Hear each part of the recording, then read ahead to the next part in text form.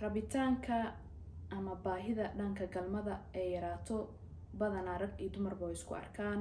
hase ahaatee ragga marka ay isku arkaan waxay la kaashadaan dhaqaatiirtooda amaba dadka kaga aqoonta badan, waxayna u arkaan arrintaas in ay tahay arrin muhiim ah, halka dumarka ay u aragto in ay tahay arrin ceeb ah, isla markaana dhacdo marmarka qaar xitaa in aysan la kaashanin qofka lamaanaha la ah.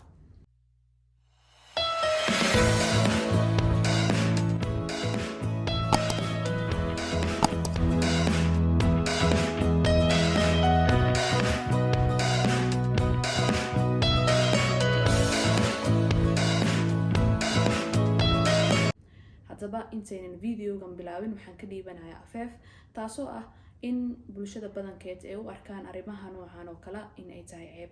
waan dareemi karaa inay tahay mowduuc xasaasi ah, laakiin dadka ugu mudan amaba ugu dhow in ay mowduucyadan kale ka hadli karaan, isla markaana ayagoo adeegsanayo hab akhlaaq iyo dhaqan iyo diinba ilaalinayo waa dhaqaatiirta. waxaan videogan kugula wadaagi doonaa 5 qodob oo keeno in ay yaraato baahida ama rabitaanka dhanka galmada ee haweenka. waad ku mahadsan tahay daawashada muuqaalkan. waxaan marka hore ka bilaabeynaa sababta koowaad ee keento in ay yaraato baahida ama rabitaanka dhanka galmada ee dumarka. waa in uu ka jiro qalqal dhanka hormoonka amaba hormonal imbalance wax loo yaqaano. hormoonada dumarka dhowr waqti ayay isbedbedelaan. ay ugu horeyso gabadha marka ay uurka leedahay, marka ay dhasho ee ilmaha nuujinayso, iyo gabadha marka ay ilmaha dhalmadooda amaba ay dhalmo gurto, dhalmo joojiso waxa loo yaqaano menopause. hormoonada marka aan ka hadleyno, hormoonka ugu muhiimsan ee ka qayb qaato in rabitaanka ama baahida dhanka dumarka waa testosterone. testosterone waxaa loo yaqaanaa hormoonka rabitaanka ama hormone of desire. waa hormoonka ugu muhiimsan ee ka qayb qaato baahida dhanka galmada. haddii hormoonkaasi uu yaraadana waxay keenaysaa in gabadha aysan lahaanin wax baahi oo dhankaasi.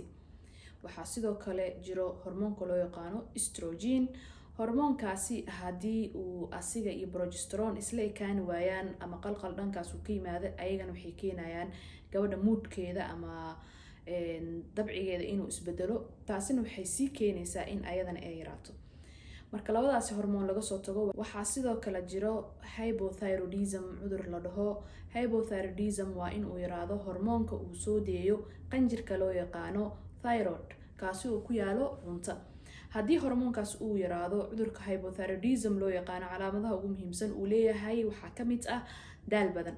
haddii gabadha ay daalkaas isku aragto, si indirect ah amaba dadban ayuu u sababayaa in uu keeno rabitaan yari ama rabitaan la-aan dhanka galmada. qodobka labaad oo asna sabab u noqon karo in ay yaraato rabitaanka ama baahida dhanka galmada ee dumarka waa psychological facts, waxyaabo la xiriiro dhanka maskaxda ama psychology ahaan ah. waxaana ugu muhiimsan gabadha haddii ay qabto stresskaasi oo kaga imaan kara dhanka bulshada, dhanka shaqada, dhanka lacagta, dhanka familka, dhanka caruurta, dhan walba oo stress ay gabadha ka qaadi karto haddii stress uu jiro. sidoo kale haddii uu walwal jiro ama anxiety wax loo yaqaano, sidoo kale haddii ay jirto xaalad depression ama gabadha niyad jab ay dareemeyso, sidoo kale haddii ay gabadha hore oo la kulantay oo kale cabsi dhanka galmada amaba ay la kulantay xanuuno fara badan ee dhanka galmada ah. xaaladahaasi oo dhan waxay la xiriiraan psychology ahaan. badanaana markii la daaweynayo dhankaasi waxaa lala qotomiyaa waxyaabaha keenayo stresska in la yareeyo. walwalka waxaa keenaya inay yaraato. sidoo kale in gabadha ay u sheegto qofka partnerka la ah ama lamaanaheeda. qodobka saddexaad waa qodobka calaaqada oo xumaato. calaaqadaasi badanaa waa calaaqada ka dhexeyso gabadha iyo ninkeeda. haddii uu labadooda jiro khilaaf dhexdooda yaalay isla markaana aanan la xalinin, haddii ay jirto kalsooni daro, haddii ay jirto maseer oo kale, haddii ay jirto communication ama xiriir dhankooda ka dhexeeyo inuusan baba jirin totally, marka calaaqadaasi ay jirto iyo marka ay jirinba intaba. badanaa ragga qaarkood kuma baraarugsano gabadha in ay sida baahidiisa uu dhameysanayo kale u baahan tahay. waxaa laga yaabaa ninkii inuu baahidiisa intuu iska dhameysto asoonan ogeyn gabadhan in xaajadeedii ay gaartay in kale, isla markaana uu meesha seeta ka dhaqaaqo. taasina waxay keenaysaa qalqal dhanka calaaqada labadooda ka dhexeyso. qodobka kale ee afaraad waa qodobka cudurada ugu muhiimsan ee keenaya in rabitaanka ama baahida dhanka galmada ay yaraato ee dumarka waxaa waaye haddii qaliin lagu sameeyey xubnaha taranka ee gabadha, sida haddii minka qaliin looga sameeyey, haddii ugxaansidayaasha looga sameeyey, qaliin walba oo dhankaas lagu sameeyey, haddii ay jiraan infectiono la xiriiro dhankaasi, sidoo kale haddii ay gabadha qabto dhiikar, sokor, sidoo kale waxyaabaha cudurada wadnaha ee ugu muhiimsan coronary artery disease cudurka loo yaqaano, sidoo kale cudurada neerfaha qaar ayaa keenaya iyadana in ay yareyso rabitaankaasi. qodobka ugu dambeeyo waa qodobka daawooyin qaar hadday isticmaasho, daawooyinkaasi oo ugu muhiimsan tahay daawooyinka loo yaqaano antidepressant ama daawooyinka loo qaato in lagu yareeyo xanuunka niyad jabka. waxaan videogan kusoo xusay ama muuqaalkani aan kusoo xusay 5 qodob oo keenayo rabitaanka gabadha oo yaraado, taasi oo ugu muhiimsan tahay hormoonka gabadha oo isbedbedela, psychological factor ama waxyaabo la xiriiro dhanka maskaxda, sidoo kale calaaqada gabadha iyo ninkeeda ka dhexeyso xumaato, daawooyinka qaar iyo cudurada qaar oo ayagana keenayo. haddaba sidee lagu daaweyn karaa? daawada waxaan u kala qaadaynaa 2 nooc. daawo lifestyle-ka la dhaho ama lifestyle-ka ama habdhaqanka nolosha in gabadha ay bedesho, iyo daawooyin la xiriiro medical treatment la dhaho, daawooyin ay mudan tahay in dhakhtarka aad kala kaashato. qaybta lifestyle-ka marka aan dhaheyno waxaa ugu muhiimsan gabadha in ay sameyso exercise regular ah. dadka badanaa ama gabdhaha overweight-ka ah badanaa waxay la kulmaan xaaladan, marka waxay mudan tahay oo kale exercise inay sameysid, weight loss inay sameyso.